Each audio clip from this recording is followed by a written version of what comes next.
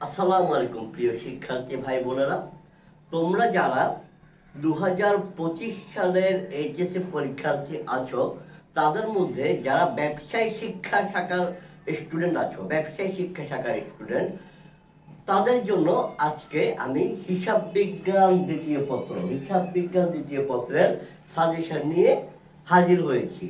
আজকে আমি হিসাব বিজ্ঞান দ্বিতীয় পত্রের সাজেশন নিয়ে আলোচনা করব কাদের জন্য? 2025 সালের এইচএসসি পরীক্ষার্থীদের জন্য। যারা ব্যবসায় শিক্ষা বিভাগের আছো, ব্যবসায় শিক্ষা শাখার যারা আছো, যারা কমার্সের স্টুডেন্ট আছো, তারা এই ভিডিওটা দেখলে আশা করি তোমরা উপকৃত হবা। প্রথমে আমি তোমাদেরকে সিলেবাসটা সম্পর্কে বলি। তোমাদের যে শর্ট সিলেবাসটা আছে, সেই শর্ট সিলেবাসে অধ্যায় আছে 6টা। কয়টা অধ্যায় আছে? 6টা অধ্যায় আছে। 6টা অধ্যায় কোনটা কোনটা? অধ্যায় 2 অংশীদারি ব্যবসায়ের হিসাব, অধ্যায় 4 যৌথ মূলধনী কোম্পানির হিসাব, যৌথ মূলধনী কোম্পানির মূলধন, অধ্যায় 5 যৌথ মূলধনী কোম্পানির আর্থিক বিবরণী, অধ্যায় 6 আর্থিক বিবরণী বিশ্লেষণ, অধ্যায় 7 উৎপাদন ব্যয় বিবরণী, অধ্যায় 8 মজুত পণ্যের হিসাব রক্ষণ পদ্ধতি। এই 6টা অধ্যায় থেকে তোমাদের সৃজনশীল আসবে 11টা। কয়টা সৃজনশীল আসবে? 11টা। তোমাকে উত্তর করতে হবে 7টা। কয়টা আমি এখানে বলি সৃজনশীল। প্রথমে আমি সৃজনশীল আলোচনা করি। সৃজনশীল কয়টা তোমাকে উত্তর করতে হবে? 7টার উত্তর করতে হবে। 7টার উত্তর করলে তুমি 11টার থেকে যে কোনো 7টা কিন্তু তুমি চাইলে উত্তর করতে পারবা কিনা সেটার আগে একটা কথা বলতে হবে। তোমার এখানে কিন্তু দুইটা বিভাগ থাকবে, একটা হচ্ছে ক বিভাগ, একটা হচ্ছে খ বিভাগ। ক বিভাগ এখানে তোমার অধ্যায় 5 থেকে, কোন অধ্যায়? অধ্যায় 5। অধ্যায় 5 থেকে দুটো প্রশ্ন থাকবে। যে অধ্যায়টার নাম হচ্ছে যৌথ মূলধনী কোম্পানির আর্থিক বিবরণী। যৌথ মূলধনী কোম্পানির আর্থিক বিবরণী, এই অধ্যায় থেকে দুটো প্রশ্ন থাকবে। এই দুটোই তোমাকে উত্তর করতে হবে। আর বাকি থাকবে কয়টা? তোমার 7টা উত্তর করতে হবে। অপশন থাকবে 11টা। তার মধ্যে যৌথ মূলধনী কোম্পানির আর্থিক বিবরণী 5ম অধ্যায়, এটা ক বিভাগে। এখান থেকে দুটো প্রশ্ন থাকবে। এই দুটো প্রশ্নই কিন্তু তোমাকে উত্তর করতে হবে, এখানে কোনো বিকল্প নাই।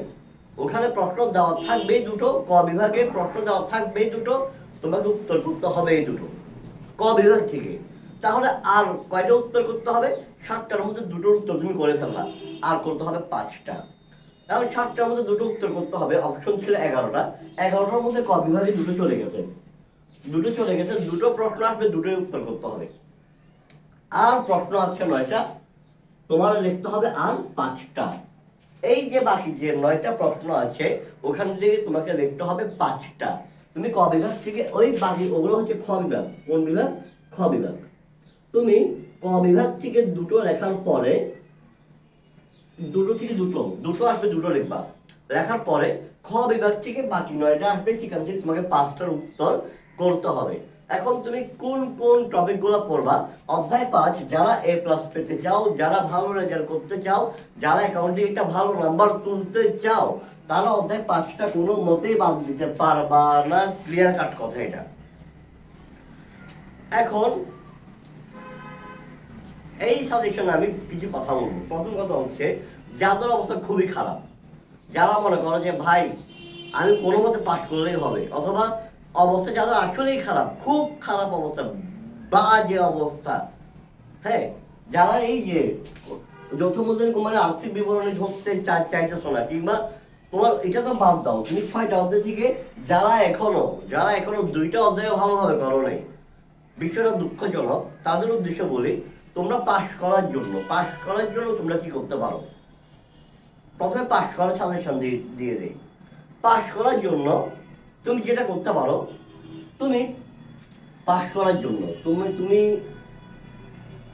চতুর্থ অধ্যায়, দ্বিতীয় অধ্যায় কত? 2 অধ্যায় 2 করতে পারো, অংশীদারি ব্যবসায়ের হিসাব। তারপর তুমি পাস করার জন্য অধ্যায় 4 করতে পারো, তারপর তুমি অধ্যায় 8 করতে পারো। এই 3টা অধ্যায় যদি তুমি করো, এই 3টা অধ্যায়, অধ্যায় 2, অধ্যায় 4, অধ্যায় 8, এই 3টা অধ্যায় করলে তোমার 5টা প্রশ্ন পাওয়ার সম্ভাবনা আছে। 5টা সৃজনশীল পাওয়ার সম্ভাবনা আছে। তবে 5টা যদি নাও পাও, 5টা সৃজনশীল যদি এই 3টা অধ্যায় থেকে নাও পাও, অন্তত 4টা পাবা। কয়টা পাবা? 4টা। অন্তত 4টা সৃজনশীল পাবা। পরীক্ষার পরে আমার রেজাল্টেশনটা মিলিয়ে নিও। তুমি যদি এই অধ্যায় 2, অধ্যায় 4, অধ্যায় 8 এই 3টা অধ্যায় থেকে আমার মতে 5টা প্রশ্ন আসার সম্ভাবনা খুব বেশি।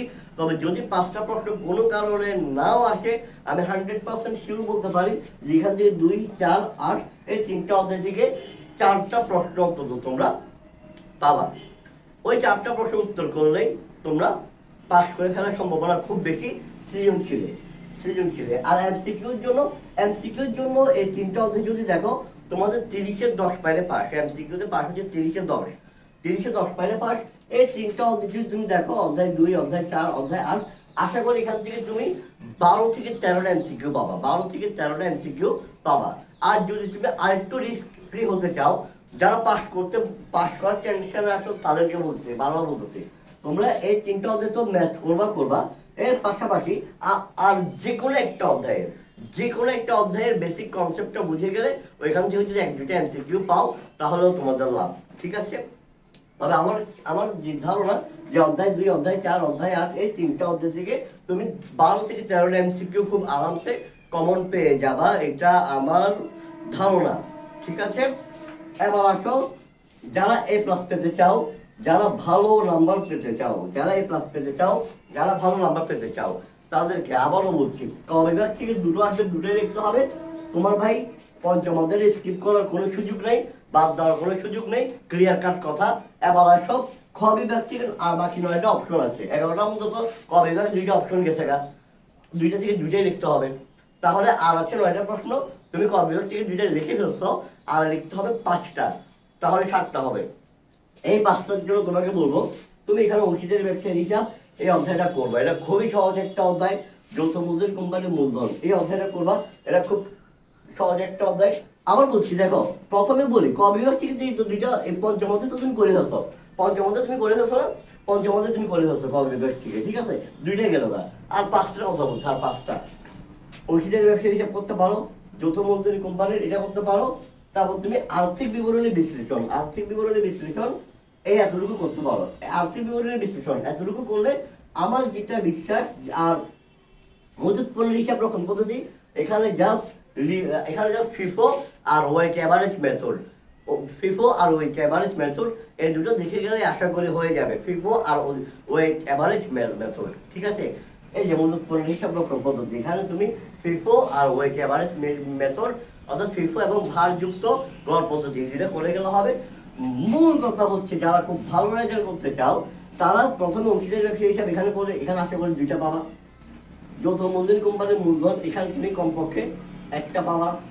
আর্থিক বিবরণীর বিশ্লেষণ, এখানে তুমি 1টা পাইতে পারো, 2টা পাইতে পারো, এখানে তো 2টা গেল। ঠিক আছে? আর মজুত পণ্যের হিসাব রক্ষণ, এখানে ফিফো ওয়েট এভারেজ মেথড, এতটুকু করে তুমি 1টা পাবা, তাহলে পাওয়া গেল 2টা, 3টা,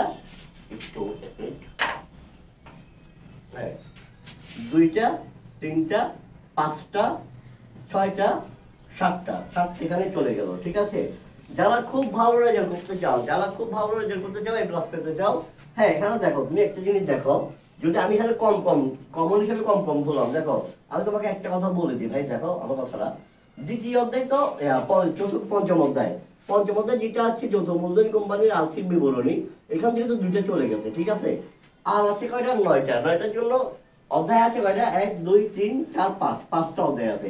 এই 5টা থেকে 9টা আসবে। আমি একদম কমাই ধরলাম, এখানে ধরলাম 2টা, এখানে ধরলাম 1টা, এখানে ধরলাম 1টা, এখানে ধরলাম 1টা, এখানে ধরলাম 1টা, তাহলে কত হলো? 2, 3, 4, 5, 6। তারপরে কিন্তু আরো 3টা অপশন আছে। আমি যদি একদম কমাই ধরি, তাহলে এখান থেকে 2টা যদি ধরি, এখান থেকে 1টা যদি ধরি, এখান থেকে 1টা ধরি, 4টা, 2, 3, 4, এখানে একটা 5টা, এখানে একটা 6টা। কিন্তু আমার খ বিভাগ থেকে প্রশ্ন আসবে 9টা, খ বিভাগ থেকে প্রশ্ন আসবে 9টা থেকে আমাকে 5টা লিখতে হবে।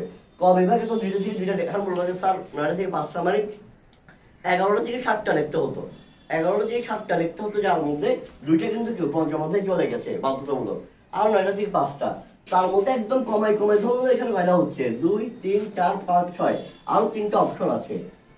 আমি যেটা মনে করি, তুমি এই যে বললাম না, এটা করো, যৌথ অংশীদারি ব্যবসার হিসাব, যৌথ মূলধনী কোম্পানির মূলধন এটা করো, আর্থিক বিবরণী বিশ্লেষণ আর মূলত পণ্যের হিসাব রক্ষণ পদ্ধতি, এখান থেকে ফিফো আর ওয়েট এভারেজ মেথড, ফিফো আর ওয়েট এভারেজ মেথড, অর্থাৎ ফিফো এবং ভারযুক্ত কর পদ্ধতি, এই দুইটা জাস্ট অষ্টম অধ্যায় থেকে জাস্ট এই দুইটা দেখে যাও, অষ্টম অধ্যায় থেকে জাস্ট এই দুইটা দেখে যাও। কেন যেন আমার মনে হচ্ছে এবার দ্বিতীয় অধ্যায় থেকে দুইটা দেবে, আর ষষ্ঠ অধ্যায় যেটা এখান থেকেও দুইটা দিয়ে দেওয়ার সম্ভাবনা খুব বেশি। দেখো একটা জিনিস দেখো, যদি তুমি 2, 4, 6 এই তিনটা অধ্যায় করো, এখান থেকে 5টা প্রশ্ন আসার সম্ভাবনা অনেক আছে। আমি একটু একদম কমায় কমায় ধরছিলাম, এখান থেকে 2টা ধরছিলাম, এখান থেকে একটা, এখান থেকে একটা, মানে ছিল 4টা। কিন্তু কিন্তু এই 3টা অধ্যায় থেকে কিন্তু 5টা সৃজনশীল আসার সম্ভাবনা অনেক বেশি, অনেক বেশি, অনেক বেশি, অনেক বেশি। এই 3টা অধ্যায় করলে যেভাবে 5টা চলে আসছে। কিন্তু তারপরেও যারা একদম রিস্ক ফ্রি থাকতে চাও, একদম রিস্ক ফ্রি থাকতে চাও না, আমি কোনো রিস্ক নেব না, তাদেরকে বলবো তোমরা মজুত পণ্যের হিসাব রক্ষণ পদ্ধতি, এখান থেকে ফিফো আর ওয়েট এভারেজ মেথড এটা সহ দেখে যাও। তাহলে এখান থেকে একটা আসবে, তোমার ইজিলি কমন পড়তেছেই। তখন যদি এখান থেকে 2টা, এখান থেকে একটা, এখান থেকে একটা, এখান থেকে একটা আসে, তোমার এমনিতে কমন পড়ে যাচ্ছে। এখন তুমি বলবা যে স্যার আমি যদি উৎপাদন হিসাব করি, করো, সমস্যা নেই। তখন তুমি যখন তুমি উৎপাদন হিসাব করলা, অষ্টম অধ্যায় করলা না, ঠিক আছে করো। অথবা তুমি উৎপাদন হিসাব করলাম, উৎপন্ন হিসাব রকম পদ্ধতি, এই 2টা অধ্যায় করলা, কিন্তু তুমি অধ্যায় 4 যৌথ মূলধনী কোম্পানির মূলধন এই অধ্যায়টা করলা না, তাও সমস্যা নেই। তুমি যদি মনে করো যে অংশীদারি ব্যবসার হিসাব করলা, যৌথ মূলধনী কোম্পানির মূলধন করলা, তারপর তুমি উৎপাদন হিসাব করলা, উৎপন্ন হিসাব রকম পদ্ধতি করলা, কিন্তু অধ্যায় 6টা স্কিপ করলা, আর্থিক বিবরণী বিশ্লেষণ, তাও সমস্যা নেই। অর্থাৎ তুমি যদি একটা অধ্যায় স্কিপ করো, একটা অধ্যায় স্কিপ করলে কোনো সমস্যা নেই। কিন্তু যদি 2টা অধ্যায় স্কিপ করো, সেক্ষেত্রে স্কিপ করার ক্ষেত্রে একটু টেকনিক্যালি স্কিপ করতে হবে, ঠিক আছে? এটাই বলছিলাম। আর এমসিকিউর ক্ষেত্রে তোমার সৃজনশীল যে অধ্যায়গুলো খুব ভালোভাবে করবা, এমসিকিউর জন্য তোমাদের এমসিকিউর জন্য কিন্তু গ্রাফের প্রিপারেশনটা হয়ে যাবে। তারপরও প্রত্যেকটা অধ্যায়ের বেসিক কনসেপ্টটা তোমাকে জানতে হবে, প্রত্যেকটা অধ্যায়ের বেসিক কনসেপ্টটা তোমাদেরকে জানতে হবে। কোন একটা অধ্যায়ে যদি কোনো সার রিলেটেড প্রশ্ন থাকে, কোনো সার রিলেটেড যদি প্রশ্ন থাকে, কোনো একটা অধ্যায়ে যদি কোনো গুরুত্বপূর্ণ একটা লাইনও থাকে, সেই লাইনটা তুমি স্কিপ করবা না এমসিকিউর জন্য। এমসিকিউ 30টা এমসিকিউ ঠিক এই অধ্যায় থেকে এখন আসবে এটা বলা যায় না। যে আমি ঠিকঠাক বলেছিলাম যে অধ্যায় 2, অধ্যায় 4, অধ্যায় 8 এই 3টে থেকে 12 থেকে 13টা এমসিকিউ আসতে পারে, এটা একটা অনুমান করা যায় বিগত সালের প্রশ্নগুলা তুমি যদি বিশ্লেষণ করো তাহলে। কিন্তু এতটাই আসবেই 100%, এটা একটু বলা কঠিন। তবে তুমি যদি অ্যানালাইসিস করো যে কতটা আসতে পারে, বিগত সালের প্রশ্ন যদি অ্যানালাইসিস করো, তাহলে তুমি একটা মোটামুটি ধারণা পাবা। যেমন এই অধ্যায় থেকে 4 থেকে 5টা এমসিকিউ আসে, এই অধ্যায় থেকে 4 থেকে 5টা এমসিকিউ আসে, এখান থেকে 5 থেকে 6টা আসে, এখান থেকে 4 থেকে 5টা আসে, এখান থেকে 5টার মতো আসে, এখান 4 থেকে 5টা আসে, এখান থেকে 4 থেকে 5টার মতো আসে। তাহলে তুমি দেখবা যে কি এরকম মোটামুটি তোমার কিন্তু এমসিকিউ প্রিপারেশনটা নেওয়ার সময় তোমার প্রত্যেকটা অধ্যায় কিন্তু গুরুত্ব দিতে হবে, যদি তুমি এ প্লাস পেতে চাও, ঠিক আছে? তাহলে আমি যাদেরকে পড়াই, আমার স্টুডেন্ট যারা আছে, আমি কিন্তু প্রত্যেকটা অধ্যায় টাচ করার চেষ্টা করি, আর প্রত্যেকটা অধ্যায় যদি টাচ করা সম্ভব না হয়, যদি তো যেটা বলছিলাম, আমি আমার স্টুডেন্টকে সবগুলো অধ্যায় করানোর চেষ্টা করি, সবগুলো অধ্যায় টাচ করার চেষ্টা করি। যদি স্কিপ করার একান্ত প্রয়োজন হয়, তাহলে আমি একটা অধ্যায় স্কিপ করি, একটা অধ্যায় বাদ দেই যে এটা করাবো না, কিন্তু বাকি অধ্যায়গুলো করে দিই। আমি চাই না যে ন্যূনতম কোনো একটা রিস্কও থাকুক, তাই আমিও আপনাদেরকে সাজেশন দেওয়ার সময় ওই জিনিসটা মাথায় রাখার চেষ্টা করেছি। হ্যাঁ, আপনারা একটা কথা বলি যে পঞ্চম অধ্যায় বাধ্যতামূলক, এটা করার পরে আর 3টা অধ্যায় করলেও কি, আপনি যদি টেকনিক্যালি 3টা অধ্যায় সিলেক্ট করতে পারেন, তাহলে কি ওই 3টা অধ্যায় করলে আপনার হয়ে যাবে। কিন্তু আপনি যদি ন্যূনতম রিস্ক নিতে না চান, তাহলে আমি বলবো আপনি একটা অধ্যায় স্কিপ করেন, বাকিগুলো সব করে যান। আর যদি বলেন যে আমি কোনো অধ্যায় স্কিপ করবো না, তাহলে তো অনেক বেশি ভালো। ধন্যবাদ, আসসালামু আলাইকুম।